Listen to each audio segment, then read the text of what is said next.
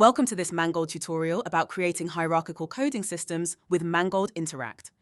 This tutorial is based on the lexical coding tutorial and assumes that you are already familiar with defining basic code definitions and login events in INTERACT. This tutorial explains how to create a multi-level coding system in INTERACT by defining lexical chains. Creating hierarchical chained code definitions allows us to handle very large and complex coding schemes while limiting the number of codes to choose from in a practical way, helping to minimize mistakes. How that works? We split the required codes into multiple code definitions, each one covering a single level of information, and create a logical hierarchy by linking these files in the required order. Let's take a look at an easy-to-understand example of describing utterances in a discussion. We want to label each utterance with information about who is speaking to whom, the type of utterance, its topic, and the tone of voice. Entering all these codes in a single code definition file would result in a rather long list of codes that requires scrolling up and down, increasing the risk of mistakes, if only because the shortcuts per code will be hard to memorize. Instead, we define a single code definition for each level of information. This allows us to show only the codes that are relevant in combination with the previously selected code, rather than listing all possible codes in a single code definition file. Notice that we prepared 5 separate code definition files. The first is listing all speakers. The second contains all possible receivers. Further, there are files for utterance type, topic, and tone of voice. So far, these code definition files are all independent, standalone files. To use them as one hierarchical coding system, it is important to store all files in a single folder. To make INTERACT aware of the logical dependencies, all we need to do is create links, called lexical chains, between these files. The order of the files may be important because of their logic, and because the code in the first file usually determines the duration of the event. In this example, however, the event duration is determined by the length of an utterance, so the order of the codes is not that important. As you can see, the file names are numbered, reflecting a logical order. Although the name of a file as such has no functional impact, using these numbers makes it easier to keep track of the levels and logical order of the codes when linking our files. In this example, we consider the 01_speaker file to be our top-level code file, so we open that one first. To ensure we have a code for every possible situation, we added a code none in addition to the speakers to cover silent periods. Assuming that next we want to specify who the speaker is addressing, click into the lex.chain field and select the 02_receiver file to establish the link. In recent versions of INTERACT, a dialog will ask about entering the same reference for all codes. In this case, that is what we want because we need to enter the link for all speaker codes. For the none code, we activate the end of chain option to tell INTERACT that if no one speaks, no further information is required. Removing the link here is optional because due to the selected EOC option, it will be ignored anyway. After saving the changes, we click into a code line that contains a lexical chain reference, then click the folder icon here at the top. If the referenced file exists, this command opens the linked code definition file like this, which makes it a great way to verify whether the reference is valid.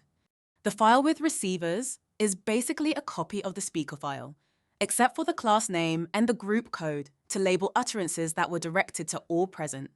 While in this second-level code definition file, we insert the next link into the lex chain field by selecting the utterance type code definition file and apply it to all receiver codes.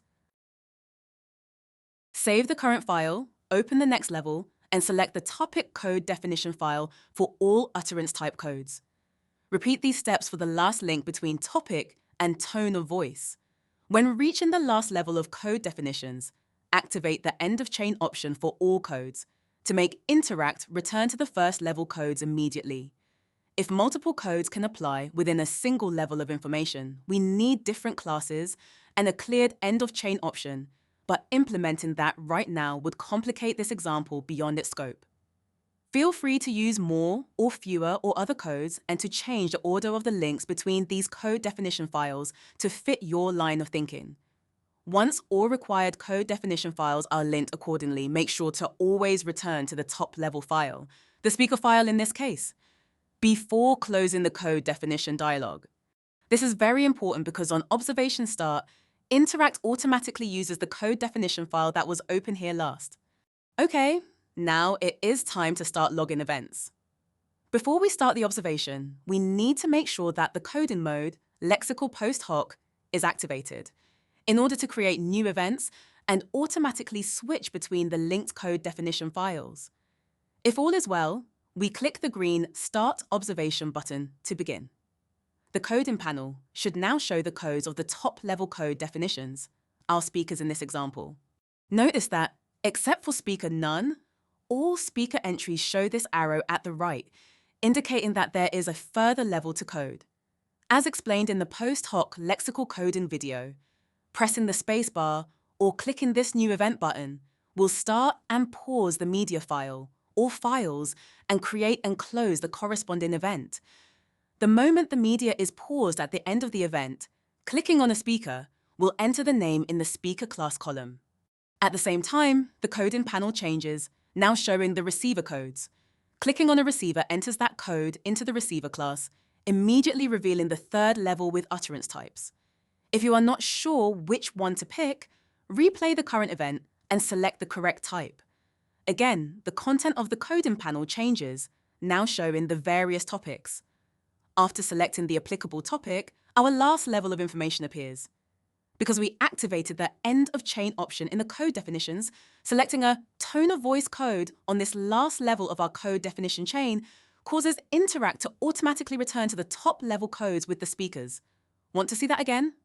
Log the start and end time of an event. If nothing was said, click None for a speaker and continue as before. Continue by creating the next event, selecting the speaker, and working your way through all sub-level codes until Interact returns to the top level automatically. There is no technical limit to the number of levels and links, and there is no need to use the same link for each code as we did in this example. If we take a look at a typical subject behavior modifier example, like described in the help file, you can see that some behaviors do not offer further modifier links, and the two classes of behavior that do both use a different set of modifiers. Further modifications, backlinks, and other techniques like the prefix feature allow us to implement almost any coding system. And because the keyboard shortcuts can be reused per information level, there is no limit to the total number of codes that can be used. If you feel the number of linked code definition files is getting out of bounds, take a look at the prefix feature because it allows us to create new classes on the fly, which, when cleverly used, may enable us to limit the number of linked files. For further details, search for prefix in the help file for now. Thanks for watching, and don't forget to like and subscribe. We're happy to help speed up your research, so watch our other videos to learn more.